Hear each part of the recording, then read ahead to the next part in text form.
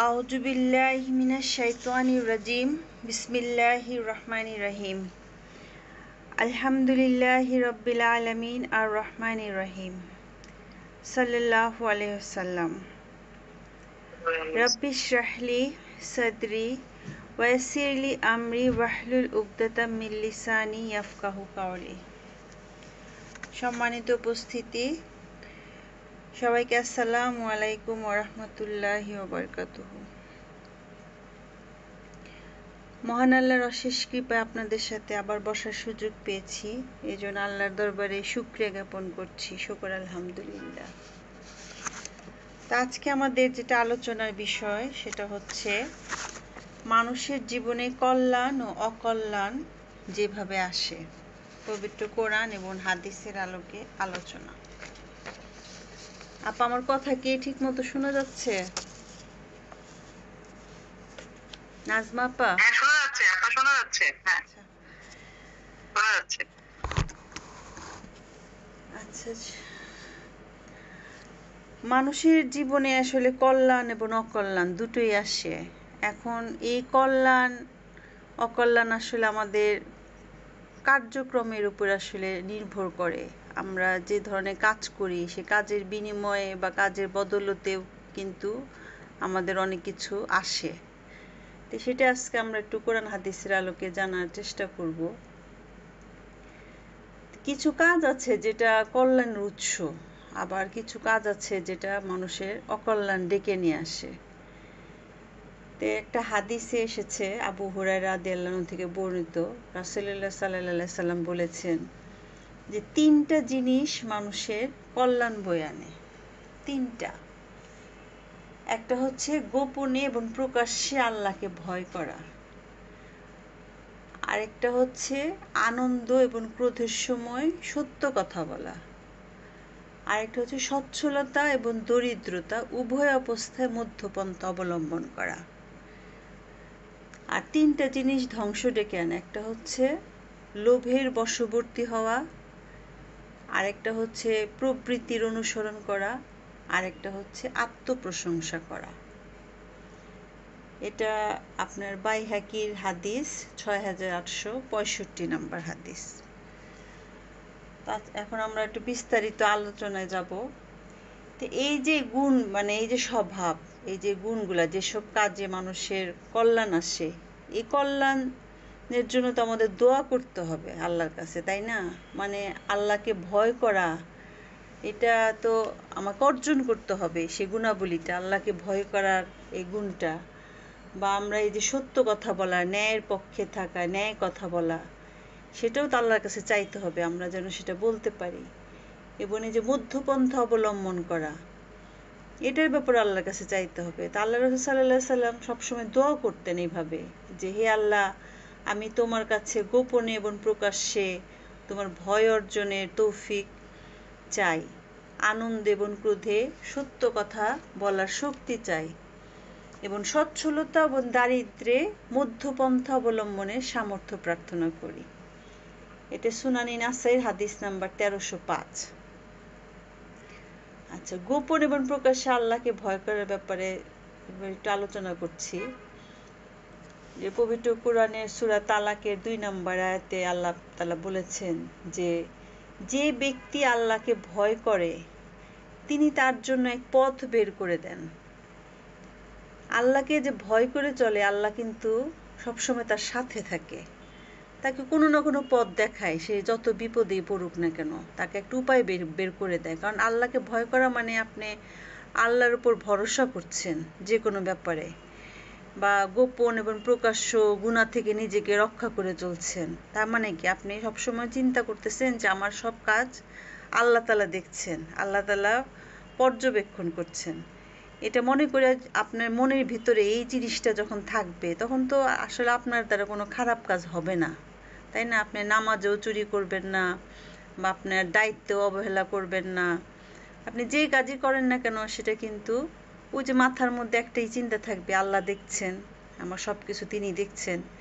এই চিন্তাটা যখন থাকবে, তখন তো আসলে আমার দ্বারা কোনো খারাপ কাজ হবে না। এবং আমি যখন আল্লাহর উপর ভরসা করলাম, আল্লাহর সাথে আমার একটা যোগাযোগ তৈরি হয়ে গেল, একটা সংযোগ তৈরি হয়ে গেল। হ্যাঁ আমি আল্লাহর একটা একনিষ্ঠ বান্দা হয়ে গেলাম, তখন কি আল্লাহ আমাকে ভালোবাসবেন না? আল্লাহ তো অবশ্যই তখন আমাকে ভালোবাসবেন, এবং আল্লাহ তখন চাইবেনই আমাকে প্রতিটা বিপদ থেকে আমাকে রক্ষা করতে, কারণ আমি আল্লাহর একনিষ্ঠ বান্দা হয়ে গিয়েছি। তখন আমি যদি কোনো প্রবলেমে পড়ি, তখন আল্লাহ তাআলা অবশ্যই আমার সেটা একটা পথ বের করে দিবেন। হ্যাঁ, যেমন রমজান মাসে যে আমরা রোজা রাখি, এটা কিন্তু তাকওয়ার একটা ট্রেনিং আসলে। হ্যাঁ, তাকওয়া অর্জন করার একটা ট্রেনিং। যেমন কোরআনের সূরা বাকারাতেই কিন্তু আল্লাহ তাআলা বলেছেন যে সিয়াম পালনের মাধ্যমে এই তাকওয়াটা অর্জন হয়। রোজার সময় আমরা কি করি? রোজার সময়তে আমাদের ক্ষুধাটাকে আমরা নিয়ন্ত্রণ করি, একটা নির্দিষ্ট সময় পর্যন্ত আমরা খাই না। তারপরে কি হয়, ওই নির্দিষ্ট সময় পর্যন্ত মানুষের জৈবিক চাহিদা সেটাও কিন্তু বন্ধ থাকে, এবং অশ্লীল কথাবার্তা এটাও নিয়ন্ত্রণে রাখতে হয়। যেমন আমি রোজা অবস্থায় যদি খেয়ে ফেলি, তাহলে কিন্তু আমার রোজাটা ভেঙে যাবে। আবার যদি রোজা অবস্থায় যদি আমার জৈবিক চাহিদা কিছু পূরণ করি, তখনও কিন্তু আমার রোজাটা ভেঙে যাবে। আবার অশ্লীল কথাবার্তা বললে কি হবে, আমার রোজাটা হালকা হয়ে যাবে। তাহলে দেখেন, একটু গভীরভাবে চিন্তা করে দেখেন যে পৃথিবীতে যে পাপের মূল কারণ কিন্তু আসলে ক্ষুধা এবং জৈবিক চাহিদাই। হ্যাঁ, যে মানুষ এই যে এত পাপাচার করে, এত পাপ কাজে লিপ্ত হয়, কিসের জন্য? আরও টাকা লাগবে, আরও ভালো থাকতে হবে, ভালো খেতে হবে, ভালো, এই যে তার আলটিমেটলি কথা কিন্তু ওই দিকেই। হ্যাঁ, এবং যখন মানুষ পাপে জর্জরিত হয়ে যায়, তখন তার ভিতরের যে ভিতরের যে নফসটা তখন মরে যায়, তখন সে যে কোনো খারাপ কাজ করে। হ্যাঁ, যে কোনো খারাপ কাজ করে, তখন হালাল হারাম চিন্তা করে না, মিথ্যা প্রতারণার আশ্রয় নেয়। হ্যাঁ, অবৈধ সম্পর্কে তখন জড়িয়ে পড়ে। হ্যাঁ, কাজেই আল্লাহ ভীতিটা যখন আমাদের ভিতরে আসবে, হ্যাঁ, তখন আমরা কি করব, যে আমি যে একটা গুনার কাজ করার আগে তখন চিন্তা করব যে এই কাজটা করলে আমার পরকালে শাস্তিটা হবে। হ্যাঁ, তখন আমরা সেটা থেকে বিরত থাকব। হ্যাঁ, গুনাহ থেকে বেঁচে থাকতে পারবো। এবং গুনাহ থেকে বেঁচে থাকতে যখন পারবো, তখনই তো আল্লাহ তাআলা, যে বললাম, আমরা তখন আল্লাহর একনিষ্ঠ বান্দা হয়ে যাব। আর আল্লাহর একনিষ্ঠ বান্দা যখন হয়ে যাব, তখন আল্লাহ তাআলা পুরস্কার হিসেবে আমাকে, আখেরাত তো আছেই, এবং দুনিয়াতে কি আছে, সেটা হচ্ছে আল্লাহ তাআলা আমাকে আমার সমস্যার সময় আমার পাশে এসে দাঁড়াবেন, আমার বিপদের সময় আমার পাশে এসে দাঁড়াবে। আমার বিপদের সময় পাশে এসে দাঁড়ানোটাই তো আমার জন্য একটা বিশাল বড় কল্যাণ, তাই না? আমি যখন বিপদগ্রস্ত হব, তখন আল্লাহ যখন একটা পথ বের করে দিবেন, সেটাই তো আমার জন্য একটা বড় পাওয়া। তাহলে এরকম প্রত্যেক বিপদ থেকে আল্লাহ তাআলা মুক্তি দিবেন, যখন আমরা গোপনে এবং প্রকাশ্যে আল্লাহকে ভয় করে চলব। যেমন উদাহরণস্বরূপ একটা বলি, যেমন বিবি হাজেরাকে যখন মরুভূমিতে ইব্রাহিম আলাইহিস সালাম ফেলে রেখে আসলেন, হ্যাঁ, তো এরকম একটা অবস্থায় মানে যে কোনো স্ত্রী কিন্তু এটা মেনে নিতে পারবে না, যে এরকম একটা মরুভূমিতে আমাকে ফেলে রেখে গেল একাকী। অথচ তার আল্লাহর উপর তাওয়াক্কুলটা অনেক বেশি ছিল, এবং ইব্রাহিম আলাইহিস সালাম যে আল্লাহর হুকুমে এই কাজটা করছে, সেটা উনি বুঝতে পারছেন। বুঝতে পেরে কি করছেন, যখন পানির জন্য সে হাহাকার করে দৌড়াদৌড়ি করছিল, এমত অবস্থায় কি হলো, আল্লাহ তাআলা তাকে এই জমজম কূপটা দান করলেন, তাই না? তো এই যে আল্লাহর উপর তার একটা ভরসা বা একটা ভীতি, একটা ভয়, সেটা থেকে কিন্তু সে পুরস্কৃত হলেন। তারপরে আরেকটা ঘটনা আছে, এটা ঘটনার মনে আপনারা সবাই কম বেশি জানেন, যে যে গুহায় যে একবার 3 যুবক আটকা পড়েছিল, একটা ঘটনা। এটা আমি হাদিসে পড়েছিলাম, আমার পুরাটা মনে নাই, আমি একটু সংক্ষিপ্তভাবে বলি। যে একবার গুহার মধ্যে 3টা যুবক আটকা পড়ে গিয়েছিল, তখন বাই দ্য টাইম একটা পাথর এসে গুহার মুখটা বন্ধ হয়ে যায়। তখন সেখান থেকে তারা কিভাবে পরিত্রাণ পাবে? তো তারা তখন মানে 3 জনে করলো কি, তাদের অতীতের কিছু কাজের কথা স্মরণ করলো, যে আল্লাহর ভয়ে তারা ওই কাজ থেকে বিরত ছিল। হ্যাঁ, আমার সবারটা মনে নাই, একজনেরটা শুধু মনে আছে। একজন যুবক, যে সে হলো তার একজন কাজিন বা এই ধরনের কাউকে, তাকে খুব পছন্দ করতো এবং তাকে একান্তভাবে কাছে পাইতে চাইতো। তো সে তাকে শর্ত দিল যে তুমি যদি এই শর্তগুলো পূরণ করো, যে আমাকে এটা এনে দাও, এরকম একটা কিছু শর্ত দিয়েছিল, তাহলে আমি তুমি যা চাবা সেটা পাবা, এরকম একটাই। তখন সে সেই শর্তটা পূরণ করেছিল। তো শর্ত পূরণ করার পর তারপরে সেই মেয়েটার, তখন তার কিছু বলার থাকে না, তখন যখন সেই মেয়েটার সাথে সে যখন একান্তে মিলিত হতে যায়, সেই মুহূর্তে মেয়েটা বলে যে তুমি আল্লাহকে ভয় করো, হ্যাঁ, আল্লাহকে ভয় করো, এই পাপ কাজ তুমি করো না। এবং এটা বলার পরে তখন সে ওই অবস্থায় সরে গেল আল্লাহকে, তখন সেই কথা স্মরণ করে আল্লাহর কাছে পরিত্রাণ পাওয়ার জন্য আল্লাহর কাছে দোয়া করলো যে আল্লাহ, আমার যদি সেই দিনের এই কাজ তোমার পছন্দ হয়ে থাকে তাহলে এই কাজের বদলতে তুমি গুহার মুখটাকে খুলে দাও। তখন ওই গুহার মুখের পাথরটা একটুখানি সরে গেল। এভাবে বাকি দুইজনও তারা কি দোয়া করেছিল আমার ঠিক মনে নাই, এরকম তিনজন দোয়া করার পরে সম্পূর্ণ গুহার মুখটা খুলে গিয়েছিল। তাহলে এই যে দেখেন, আল্লাহর ভীতির কারণে, আল্লাহর প্রতি ভয়ের কারণে কিন্তু তার একটা কঠিন বিপদ থেকে পরিত্রাণ পেয়ে গেল। তারপরে যে আইয়ুব নবী আলাইসাল্লামকে আল্লাহ তাআলা যে সুস্থ দান করেছিলেন, তারপরে ইউনুস আলাইসাল্লাম যে মাছের পেটে ছিলেন, তারা যে পরিত্রাণ পেয়েছিলেন, সবই কিন্তু এই আল্লাহর ভীতির কারণে। তাহলে এই যে কল্যাণ লাভের একটা বড়ই হচ্ছে আল্লাহকে ভয় করে আমাদের চলতে হবে, গোপনে এবং প্রকাশ্যে। এরপর যেটা আসছে সেটা হচ্ছে যে আনন্দ এবং ক্রোধে সত্য কথা বলার শক্তি। আচ্ছা, তো সদা সত্য কথা বলা এবং সৎ জীবনচারণ অবশ্যই জীবনে কল্যাণ নিয়ে আসে। এবং সুখ দুঃখ তৃপ্তি ক্রোধে সবসময় সত্যের পক্ষে থাকতে হবে।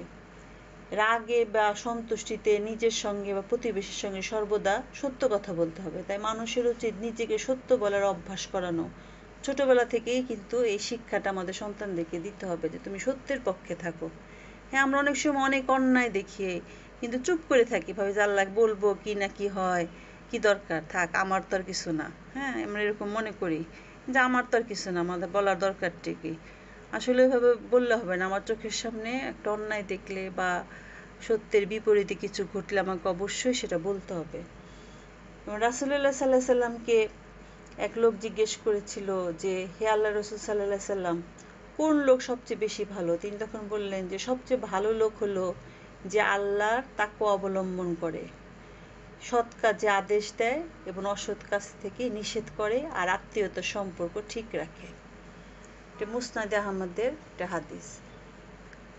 তাহলে সবচেয়ে ভালো লোককে যে তাকওয়া অবলম্বন করে, যেটা আমরা এতক্ষণ আলোচনা করলাম। তাকওয়া মানেই আল্লাহকে ভয় করা এবং সৎ কাজের আদেশ দেয়, তারা ভালো কাজ করার কথা বলে সব সময় এবং অসৎ কাজ করতে নিষেধ করে। এবং এটা কিন্তু সূরা আসরেও আসছে যে সফল কারা হয়েছে, যারা একে অপরকে সৎ কাজের আদেশ দেয়। হ্যাঁ, এটা কিন্তু সূরা আসরেও আসছে। তো মুমিন মুসলমান, যিনি মুমিন মুসলমানের দুইটা আমলের প্রথমটা হলো, এক নম্বর হচ্ছে আল্লাহকে ভয় করা এবং আল্লাহর রজ্জুকে দৃঢ়ভাবে ধারণ করে নিজেকে আত্মসংশোধন করা। তাই না? আমাদের সবার মধ্যেই তো ভুলে ভরা, নিজেকে সংশোধন করতে হবে প্রতি মুহূর্তে। আরেকটা হলো যে অন্যের কাছে আল্লাহর দিনটাকে পৌঁছে দেওয়া। হ্যাঁ, এরাই হলো প্রকৃত মুমিন, যারা নিজে আল্লাহর রজ্জুকে দৃঢ়ভাবে ধারণ করে, আল্লাহকে ভয় করে এবং আল্লাহর বাণী অন্যের কাছে পৌঁছে দেয়। এবং সূরা আল ইমরানের 110 নম্বর আয়াতে এসেছে, তোমরা সর্বোত্তম সম্প্রদায়, মানুষের কল্যাণের জন্য যাদের সৃষ্টি করা হয়েছে। তোমরা মানুষকে সৎ কাজের আদেশ করবে এবং অসৎ কাজে নিষেধ করবে, আর আল্লাহর প্রতি ঈমান আনবে। দেখেন, আল্লাহ তাআলা এখানে বলছেন যে তোমরা সর্বোত্তম সম্প্রদায়। আমরা কেন সর্বোত্তম? কারণ হচ্ছে আমরা একটা কমপ্লিট কোরআন পেয়েছি, তাই না? অর্থাৎ আমাদের কোনো কিছু নতুন করে চিন্তা করার প্রয়োজন নাই, নতুন করে সংযোজন করা, নতুন করে বাদ দেওয়া কিছুরই দরকার নেই। আল্লাহ তাআলা আমাদের এত পরিপূর্ণ একটা জিনিস দিয়েছেন, আল কোরআন এবং রাসূলের সুন্নাহ, যে এরপরে আসলে আর কিছু থাকে না। তাহলে এই কমপ্লিট জিনিসটা আমরা যখন পেলাম, তো সেখানেই তো আল্লাহ তাআলা সব কিছুই বলে দিচ্ছেন। কাজে আমাদের উচিত হচ্ছে সেই কোরআনকে ধারণ করা, সেটা পড়া, সেটা চর্চা করা এবং আরেকজনের কাছে সে বাণীটাকে পৌঁছে দেওয়া। এরপরে রাসূলুল্লাহ সাল্লাল্লাহু আলাইহি সাল্লাম বলেছেন যে তোমাদের মধ্যে যে কেউ কোনো খারাপ কাজ দেখবে, সে যেন তা হাত দ্বারা প্রতিহত করে, আর তা যদি সম্ভব না হয় তাহলে মুখ দ্বারা প্রতিহত করবে, আর যদি তাও সম্ভব না হয় তাহলে অন্তর দ্বারা ঘৃণা করবে। অর্থাৎ ঘৃণায় চুপ না থেকে নীরবে নীরবে তা প্রতিহত করতে কাজ করবে। এটাই ঈমানের সবচেয়ে দুর্বল স্তর। এই যে যেটা বললাম, যে অন্যায় কিছু দেখলে আমাকে সেটা হাত দিয়ে থামাতে হবে, হাত দিয়ে না পারলে মুখ দিয়ে না পারলে অন্তত ঘৃণা করতে হবে। ঘৃণা করা মানে যে মনে মনে ঘৃণা করে চুপ করে থাকলাম তা না, আমাকে ওই যে পরোক্ষভাবে কিছু একটা করার চেষ্টা করতে হবে। মানে আমার চেষ্টাটা অব্যাহত রাখতে হবে। আমি চুপ মানে যে আমি চুপ করে ঘরে বসে রইলাম আর মনে মনে তাকে গালিগালাজ দিলাম যে সে খারাপ খারাপ খারাপ, সেটা না। আমি নিজে চুপ থাকলাম যে আমি নিজে যেহেতু করতে পারতেছি না, ঠিক আছে দেখি এটা অন্য কারো দ্বারা সম্ভব হয় কিনা, অন্য কেউ এটার কোনো উদ্যোগ নিতে পারে কিনা। আমাকে তখন অল্টারনেট পথ খুঁজতে হবে যে অল্টারনেট কিভাবে এই অন্যায়টাকে বন্ধ করা যায়। হ্যাঁ, এটাকে বলা হয়েছে যে এটা ইমানের সবচেয়ে দুর্বল স্তর। হ্যাঁ, অর্থাৎ এটা মানে নিজে করতে পারলাম না, কিন্তু আমাকে চেষ্টাটা চালিয়ে যেতে হবে। এবং হাদিসের অন্য বর্ণনায় রাসূলুল্লাহ সাল্লাল্লাহু আলাইহি সাল্লাম বলেছেন, যার হাতে আমার জীবন, তার শপথ করে বলছে অবশ্যই তোমরা সৎ কাজের আদেশ করবে, অসৎ কাজ থেকে নিষেধ করবে, নতুবা অচিরেই আল্লাহ তোমাদের উপর তার পক্ষ থেকে শাস্তি নাজিল করবেন। তারপর তোমরা অবশ্যই তার কাছে দোয়া করবে, কিন্তু তোমাদের দোয়া কবুল করা হবে না। এটা তিরমিজির মুসনাদে আহমদের একটি হাদিস। এই যে আমরা এখন চারদিকে দেখতেছি তো, হ্যাঁ, অন্যায় জুলুম আমাদের চোখের সামনেই দেশে বিদেশে দেখি, কিন্তু আমাদের কি সেরকম ভূমিকা আসলে আছে? সেরকম সোচ্চার ভূমিকা কিন্তু নাই।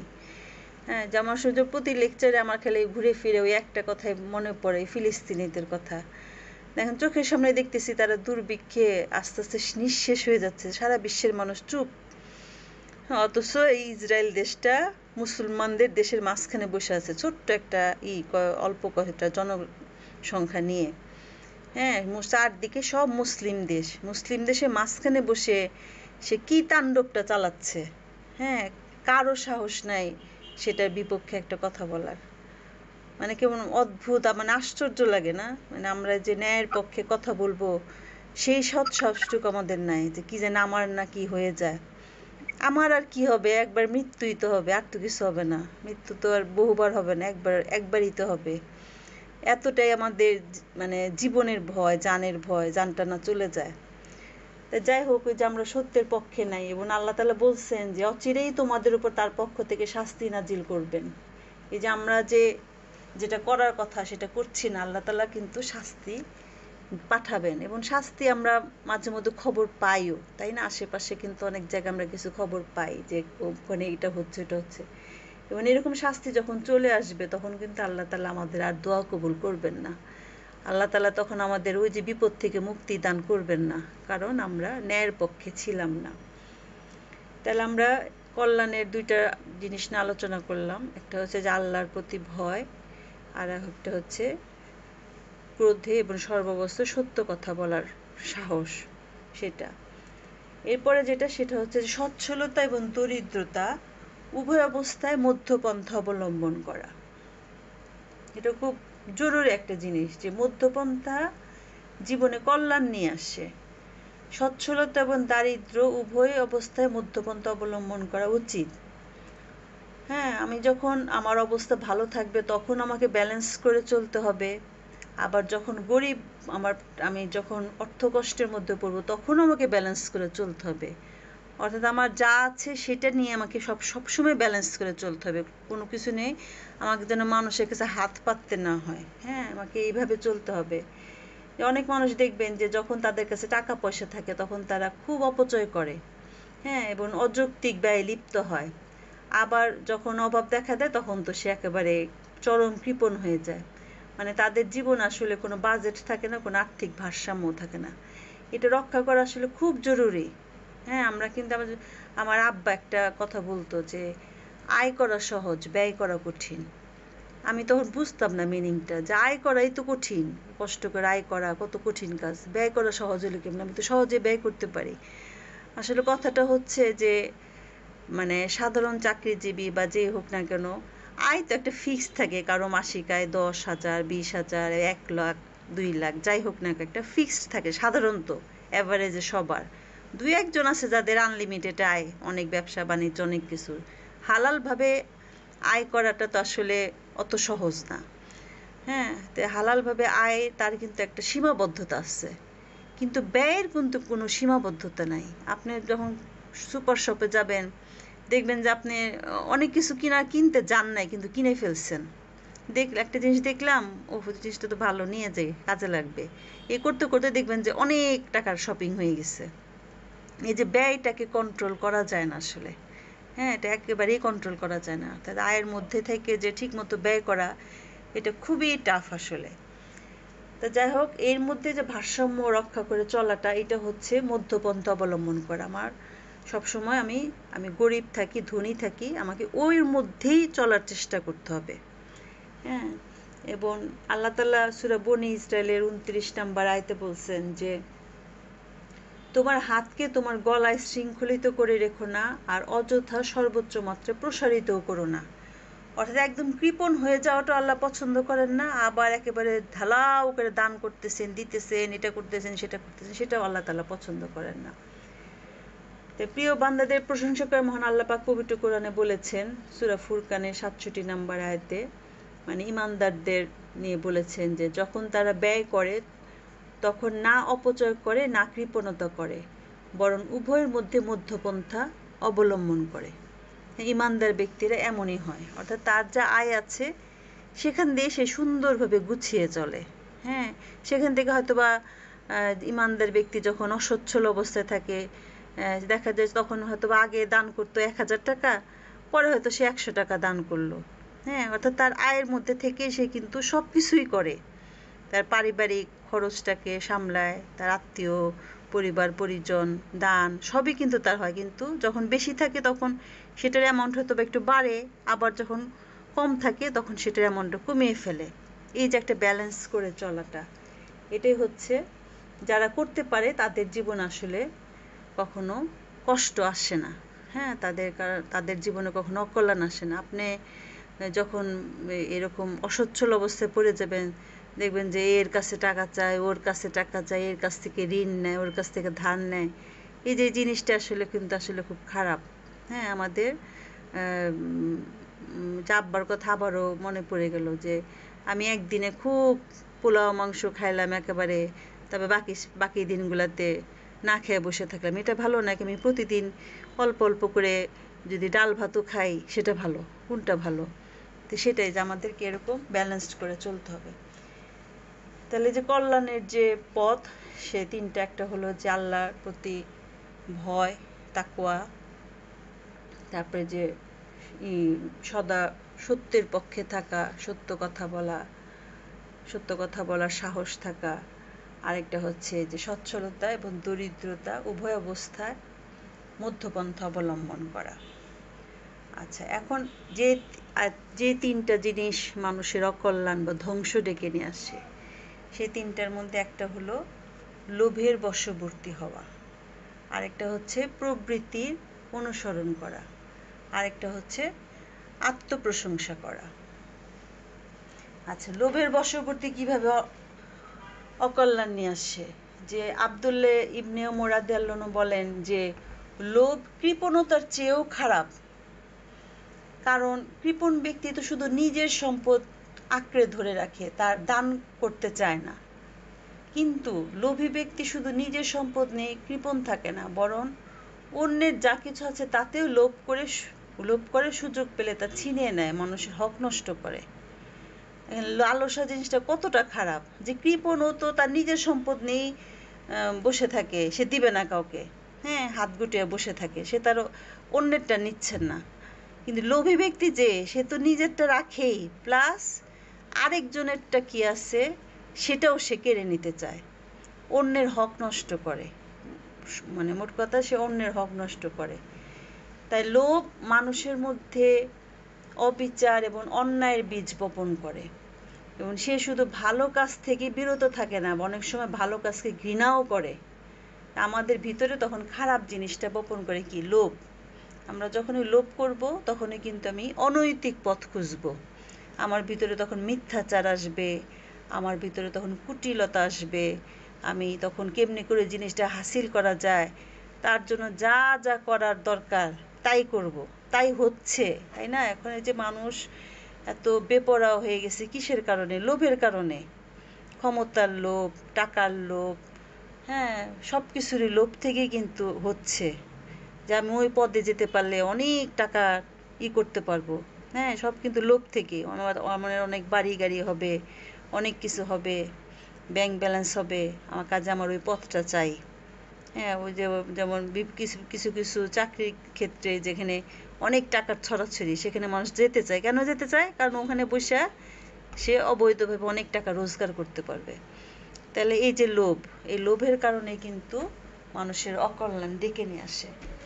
এবং যারা এরকম মানে অবৈধভাবে রোজগার করে অর্থ উপার্জন করে, আলটিমেটলি কিন্তু তাদের শেষ পরিণতি ভালো হয় না। হ্যাঁ, এরকম আমি অনেক দেখেছি। দেখা যায় যে তারা ওই টাকা সে নিজেও খাইতে পারে না আলটিমেটলি। তাহলে কার জন্য এগুলা করে সে? হ্যাঁ, দেখা যায় তার হাজারটা অসুখ থাকে, সে খেতেও পারে না। হ্যাঁ, তার পরিবারও তাকে দেখে না। এরকম বহুত উদাহরণ আছে। সে কারণ তার উপর যে কোনো বরকত থাকে না তো। এবং রাসূলুল্লাহ সাল্লাল্লাহু আলাইহি সাল্লাম আমাদের সতর্ক করে বলেছেন, এমন যুগ আসবে যখন সময় দ্রুত কেটে যাবে, আমল কমে যাবে, লোভ বৃদ্ধি পাবে, ফিতনা ফ্যাসাদ ছড়িয়ে পড়বে। সহিহ বুখারীর হাদিস নাম্বার ৭০৬১। আমার তো মনে হয় আমরা এখন ওই সময়টাই পার করতেছি। আমার কাছে যেটা মনে হয় যে এখন সময় খুব দ্রুত কেটে যায়, খুব দ্রুত। মনে যে এই যে সকাল হইলো রাত হলো, সকাল হইলো রাত হলো, সারাদিন মনে যে দৌড়াচ্ছে। ছোটবেলায় মনে হতো দিনটা কত বড়, মানে গ্রীষ্মকালে মনে হতো দিনটা কত বড়, শীতকালে মনে হতো রাতটা কত বড়, রাত যেন শেষ হয় না। এখন দিনও ছোট লাগে, রাতও ছোট লাগে, দুইটাই ছোট লাগে। তাহলে এই যে হাদিসটা পুরা মিলে যাচ্ছে আমাদের এখনকার সময়ের সাথে। এবং মানুষের আমল কমে যাবে। আসলে আমাদের আমল কমে গেছে। আমাদের নামাজে এখন মনোযোগ নাই, আমরা কোরআন পড়ি না ঠিক মতো। হ্যাঁ, আবার মানুষের লোভ লালসা বৃদ্ধি পাচ্ছে। হ্যাঁ, আমরা চারদিকে তাকালেই তো দেখতে পারবো এই যে এত এত অবিচার, অন্যায়, এত ফিতনা ফ্যাসাদ, সব কিন্তু লোভের বশবর্তী হয়ে হচ্ছে। তাহলে আমরা এখন এই যুগেই বসবাস করতেছি, যেই যুগের কথা রাসূলুল্লাহ সাল্লাল্লাহু আলাইহি সাল্লাম সেই 1450 বছর আগে বলে গেছেন। সেই যুগটা কিন্তু এখনই, আমরা এখন যেটা পার করছি। এবং তিনি আরো বলেছেন যে লোভ এবং ঈমান কখনো এক বান্দার হৃদয়ে একসঙ্গে থাকতে পারে না। এটা সুনানি নাসের হাদিস নাম্বার 3110। অর্থাৎ যার ভিতরে ঈমান আছে, ঈমান আছে মানে তার ভিতরে তাকওয়া আছে, তার ভিতরে আল্লাহর ভয় আছে। হ্যাঁ, সে সবসময় চিন্তা করবে আল্লাহর দেখানো পথে, আল্লাহর নির্দেশিত পথে চলতে। তাহলে তার ভিতরে তো লোভের বীজ কখনোই বপন হতে পারে না। হ্যাঁ, একেবারে কন্ট্রাডিক্টরি। যেমন তেল আর জল মিশে না, তেমনি একটা মানুষের অন্তরের ভিতরে লোভ এবং ঈমান দুইটা একসাথে কখনোই থাকবে না। যার ভিতরে লোভ আছে, সোজা বাংলায় বলবো যে তার আসলে ঈমান নাই। এবং যার ভিতরে ঈমান আছে সত্যিকার অর্থে, তার আসলে ভিতরে লোভ, সেই লোভটা নাই, পার্থিব লোভ, যেটা পার্থিব লোভ লালসা। আচ্ছা, তারপর আরেকটা হাদিস আসছে যে সবচেয়ে নিকৃষ্ট গুণ হলো লোভ, কৃপণতা এবং কাপুরুষতা। এটা মুসনাদে আমাদের হাদিস নাম্বার 8010। আরেকটা হাদিস বলছি। একবার হাসান বশির রহমতুল্লাহ এক মৃতের উত্তরাধিকারীকে উপদেশ দিয়ে বলছিলেন যে, হে উত্তরাধিকারী, সাবধান, তোমরা তোমার বন্ধুর মতো প্রতারিত হইও না। এই সম্পদ এখন বৈধভাবে তোমার কাছে এসেছে, অর্থাৎ উত্তরাধিকার সূত্রে। সুতরাং তোমরা এর হক আদায় করো, আল্লাহর পথে ব্যয় করো এবং এতে প্রতারিত হইও না। কিয়ামতের দিন এই অর্থ যেন তোমাদের উপর কোনো বোঝা হয়ে না দাঁড়ায়। আর এই সম্পদ তোমাদের কাছে এসেছে ক্ষমা ও পবিত্র দানের মতো, অর্থাৎ এই অর্থ সেই সমুদ্রের গভীরতা ও মরুভূমির বিশালতা পার করে এসেছে, যার জন্য তুমি কোনো শপথ করনি, তোমার কপালও ঘামাওনি। কিয়ামতের দিন, ওই দিন সর্বকালের সবচেয়ে অনুশোচনার দিন। সেদিন তোমার সম্পদ তোমাকে ছেড়ে অন্য কারো হাতে চলে যাবে। এটি এমন এক অনুশোচনার দিন যা কখনো মিটবে না। এই যে উত্তরাধিকার, আমরা যে সম্পদটা পাই পিতামাতার কাছ থেকে, হ্যাঁ, এই সম্পদটা তো আসলে আমরা এমনিই পাই। হ্যাঁ, এটার জন্য আমাকে কোনো কষ্ট করতে হয় না, আমার ঘামও ঝরাইতে হয় না। তাহলে এই সম্পদটা আমি পাওয়ার পরে আমি কি সেটা কিভাবে খরচ করলাম, আমি আল্লাহর দেখানো পথে খরচ করলাম কি না, এটা কিন্তু আমাদের ভাবতে হবে। হ্যাঁ, সবচেয়ে বেশি যেটা হয় সেটা হলো যে উত্তরাধিকার সম্পদে এই মানে ভাইরা বোনদের দিতে চায় না। বোনের হকটা তারা মনে করে যে সে পরের বাড়ির মেয়ে বউ হয়ে গেছে, তারে দিয়ে লাভ কি, আমার সম্পদ কমে যাবে। আসলে কমে যায় না। যারা দেয় না তাদেরই সম্পদ আসলে আলটিমেটলি কমে যায়, তাদের সম্পদে কোনো বরকত থাকে না। আপনি দেখবেন যে প্রতিটা প্রায় ম্যাক্সিমাম মানে ঘরে ঘরে কিন্তু এই সম্পদের বন্টনটা ঠিকমতো হয় না। হ্যাঁ, ভাইরা হয়তো বা বেশি নিবে, বোনকে ঠকাবে, বা উত্তরাধিকার তো শুধু ভাই বোন না, আত্মীয় স্বজনও থাকে। তারপর অনেকে থাকে উত্তরাধিকারী নিয়ে আমি একটা লেকচার দিয়েছিলাম আগে, যে সম্পদ বন্টনটা কিভাবে হয়, সেটার মধ্যে সবারই হক থাকে, আসলে আত্মীয় স্বজন অনেকেই থাকে, বোন টোন। তো সেইভাবে আসলে প্রপারলি ডিস্ট্রিবিউট হয় না। হ্যাঁ, একদম 100% ইসলামিক রুলস অনুযায়ী যেভাবে সম্পদ বন্টন হওয়ার কথা, সেইভাবে প্রথম কথা হলো সেভাবে বন্টন হয় না। তারপরে তো সেই সম্পদ পেয়ে আমি কি করলাম সেটা তো পরের কথা, যে প্রথম যে বন্টন আমার সেটাই ঠিক মতো হয় না।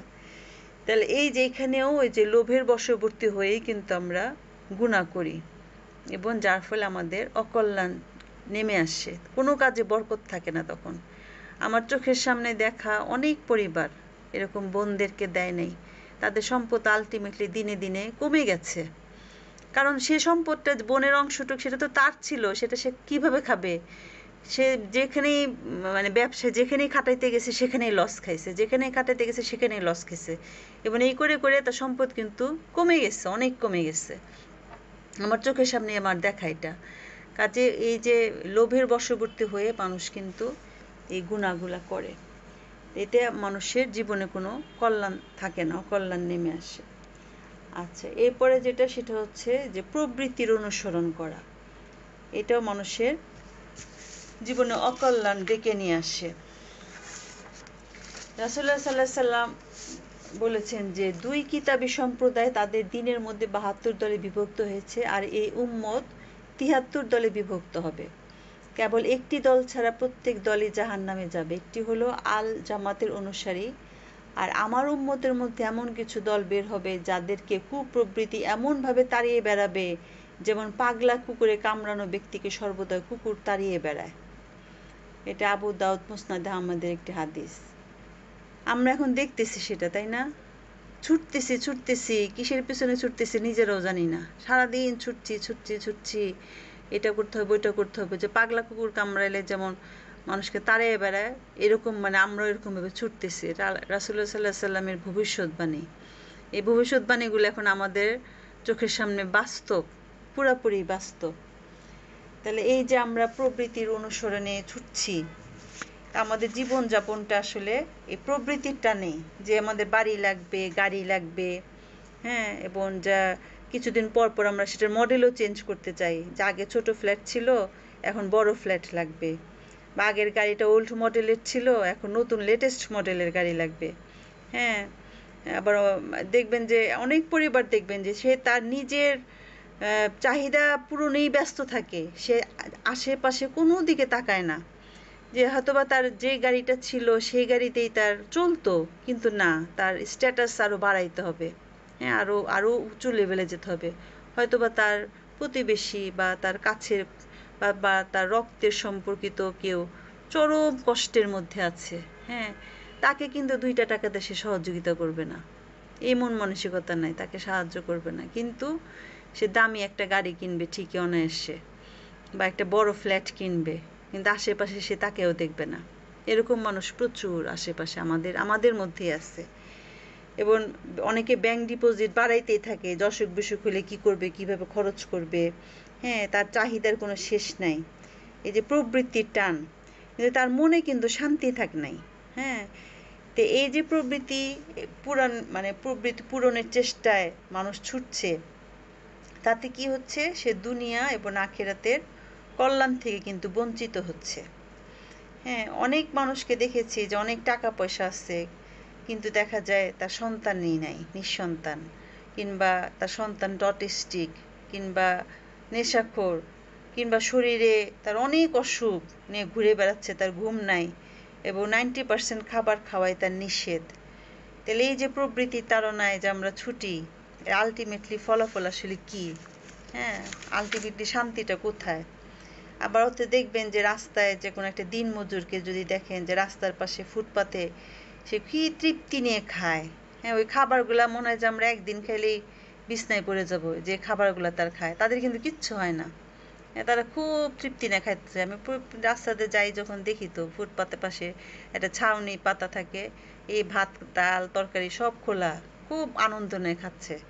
হ্যাঁ, আবার আরো সকালে যদি বের হন দেখবেন যে ফুটপাতের উপরে ঘুমাচ্ছে, অঘরে ঘুমাচ্ছে, তার বালিশ নাই, বিছানা নাই, কিচ্ছু নাই, তারপরেও কিন্তু তার তৃপ্তির ঘুম। অথচ দেখেন দামি বিছানায় ঘুমিয়ে কিন্তু অনেকে ঘুমের ওষুধ ইঞ্জেকশন দিয়েও তার ঘুম আসে না। তাহলে এই শান্তি আসলে আসে আল্লাহর তরফ থেকে। হ্যাঁ, যে আল্লাহর পথে থাকে শান্তিটা আসলে সেখান থেকে আসে। আমি ওই যে প্রবৃত্তির তাড়নায় যদি ছুটে বেড়াই, প্রবৃত্তির তাড়নায় ঘুরে বেড়াই, আসলে সেখানে আসলে কোনো শান্তি নাই। তাহলে দুইটা জিনিস নিয়ে আলোচনা করলাম, যে একটা হলো লোভ আর একটা হলো যে প্রবৃত্তির অনুসরণ করে, এগুলা মানুষকে ধ্বংস করে দেয়। এরপর যেটা বলবো সেটা হচ্ছে যে আত্মপ্রশংসা করা। এটা খুবই ভয়ঙ্কর একটা জিনিস। যে আত্মপ্রশংসা মানুষের একটা সহজাত প্রবৃত্তি। হ্যাঁ, সুযোগ পেলেই আমরা আত্মপ্রশংসায় পঞ্চমুখ হয়ে যাই। নিজের অর্জন, গুণাগুণ, কর্মতৎপরতা নিয়ে আমরা বলতে খুব পছন্দ করি যে আমার এইটা করছি সেটা করছি, আমার অমুক হয়েছে তমুক হয়েছে, খুব গল্পে বসলে এগুলো বলি। এবং এটা শুধু যে সাধারণ মানুষের মধ্যে আসছে তা না, অনেক দিনদার পরহেজগার আল্লাহর দায়ী যারা, তাদের মধ্যেও কিন্তু এই ধরনের স্বভাব আছে, এবং এটা কিন্তু মানুষকে আস্তে আস্তে ধ্বংস করে দেয়, তার আমল টামল সব ধ্বংস হয়ে যায়। তা আমাদের বস্তুত আমাদের সকলেরই জানা যায় মানুষের কাছে নিজের বড়ত্ব জাহির করা বা আত্মপ্রচারে লিপ্ত হওয়া নিঃসন্দেহে এটা একটা গ্রহণযোগ্য আচরণ না। হ্যাঁ, নিজের সাফাই গাওয়া এটা আসলে কেউ পছন্দ করে না। হ্যাঁ, এবং কোনো সচেতন মানুষ সেটা ভালো চোখেও দেখে না। এমনকি যে স্বয়ং আত্মপ্রশংসাকারী ব্যক্তিও অন্যের আত্মপ্রশংসাকে নিন্দনীয় দৃষ্টিতে দেখেন। অর্থাৎ মনে করেন আমি খুব নিজের প্রশংসা করি, আবার আমার সামনে আরেকজন যদি সে তার নিজের প্রশংসা করতে থাকে তখনও কিন্তু আমার ভালো লাগবে না। অর্থাৎ আমি নিজেই জিনিসটাকে অপছন্দ করতেছি। তাহলে আমার কথাবার্তা নিশ্চয় অন্যেরা অপছন্দ করবে, এটাই স্বাভাবিক। কাজে আত্মপ্রশংসা থেকে আসলে আত্ম অহংকারের সৃষ্টি হয়, যেটা খুবই নিন্দনীয়। অতএব একজন আল্লাহ ভীরু এবং ব্যক্তিত্ববান মানুষকে অবশ্যই এই অপছন্দনীয় আচরণের ব্যাপারে সচেতন থাকতে হবে। হ্যাঁ, এটা একধারে যেমন আমার ব্যক্তিত্বটাকে নষ্ট করে দেয়, ঠিক একইভাবে আমার সমস্ত ভালো কাজকেও সে ধ্বংস করে দেয়। এবং সূরা নাজমের ৩২ নম্বর আয়াতে এসেছে, আল্লাহ তাআলা বলেন, তোমরা আত্মপ্রশংসায় লিপ্ত হও না, কারণ তিনি সর্বাধিক অবগত কে আল্লাহকে ভয় করে। আল্লাহ তাআলাই তো জানেন আমার মনের অবস্থা, আমি আসলে কি। কাজে আমারও তো ডাক ঢোল পিটানোর দরকারটা কি, যে আমি সেই কোনো দরকার নেই। একজন নেককার ব্যক্তির জন্য বড় পাপ, দেখেন কথাটা মনোযোগ দিয়ে শুনেন, যে একজন নেককার ব্যক্তির জন্য বড় পাপ হলো আত্মপ্রশংসা করা। অর্থাৎ আমি নামাজ পড়ি, হজ করি, সব কিছু করি, কিন্তু খুব নিজের প্রশংসা করে বেড়াই, আমি এটা করছি আমি সেটা করছি। এটা আসলে খুবই খারাপ একটা গুণ না দোষ, কি বলবো। রাসূলুল্লাহ সাল্লাল্লাহু আলাইহি সাল্লাম বলেছেন যে যদি তোমরা পাপ না করো তাহলে আমি তোমাদের জন্য এর চেয়ে বড় পাপের আশঙ্কা করি, তা হলো আত্ম অহমিকা। এই যে অহংকার, এটা খুবই খারাপ জিনিস। আমার সব ভালো, কিন্তু অহংকারের কারণে আমার সমস্ত কিছু বরবাদ হয়ে যাবে। এবং এর ব্যাখ্যায় মানাবী রহমতুল্লাহ বলেছেন যে পাপী ব্যক্তি নিজের ত্রুটি স্বীকার করে, ফলে তার পক্ষ থেকে তওবার আশা করা যায়, কিন্তু আত্মগর্বী ব্যক্তি নিজের আমলের দ্বারা প্রতারিত হয়, ফলে তার তওবার সুযোগ সুদূর পরাহত হয়ে যায়। কি সুন্দর কথা! দেখেন, যে পাপী সে তো বুঝতে পারে যে আমি পাপ করছি, সে তখন আল্লাহর কাছে তওবা করে, ক্ষমা চায় এবং সে ফিরে আসে, আল্লাহ তাআলা হয়তো তাকে ক্ষমাও করে দেন।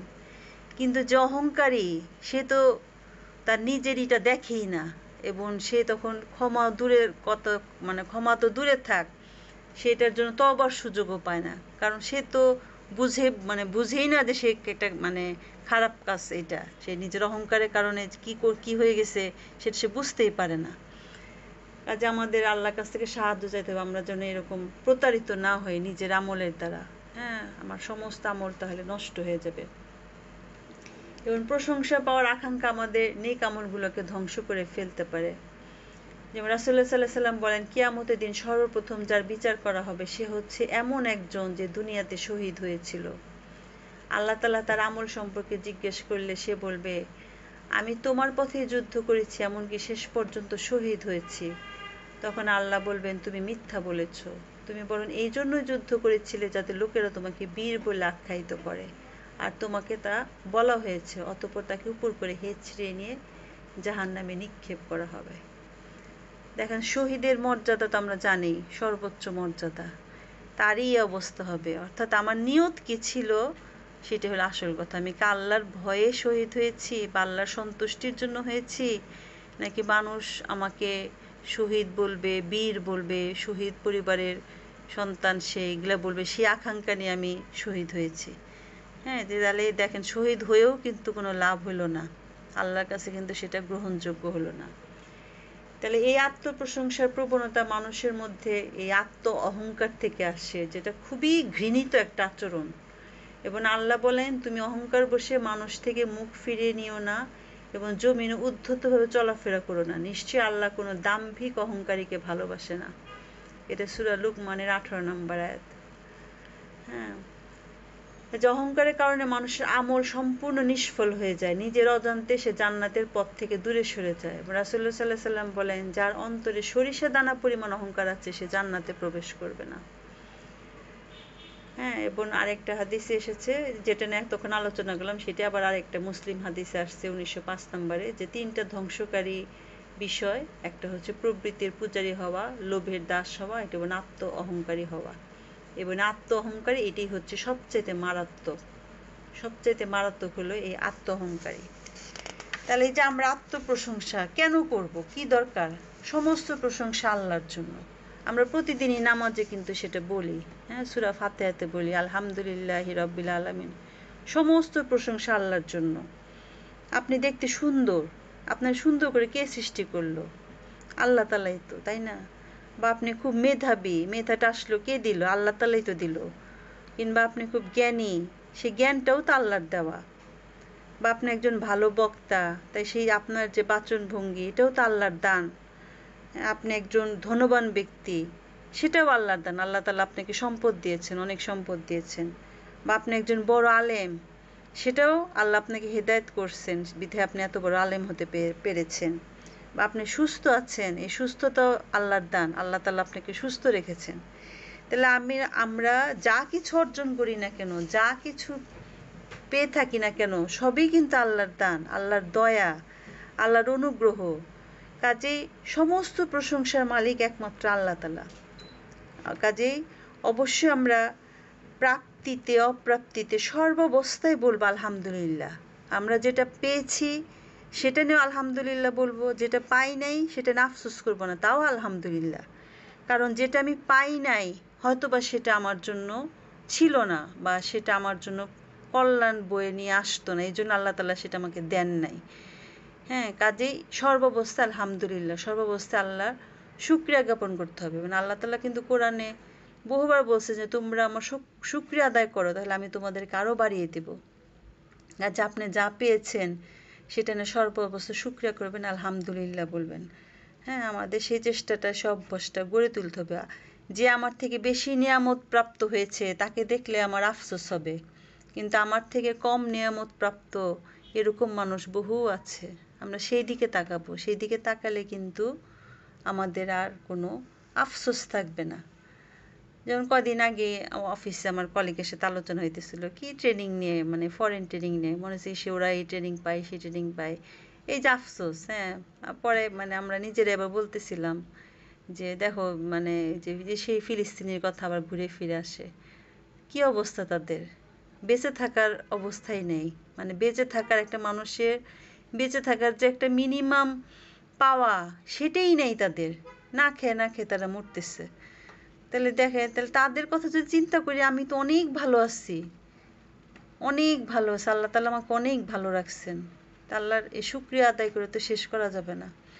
সেই জন্য প্রাপ্তিতে অপ্রাপ্তিতে সর্বাবস্থায় আমরা আল্লাহর শুকরিয়া করব, তাহলে কিন্তু আর কোনো সমস্যা থাকে না। আসলে পবিত্র কোরআনই হচ্ছে সব সময়ের জন্য কল্যাণের উৎস, এবং যারা পবিত্র কোরআনকে মেনে চলে তারা এই পবিত্র গ্রন্থের মাধ্যমে অশেষ কল্যাণ লাভ করতে পারে এবং কোরআন কিয়ামত পর্যন্ত আল্লাহর বান্দাদের জন্য কল্যাণের উৎস হিসেবে কাজ করবে।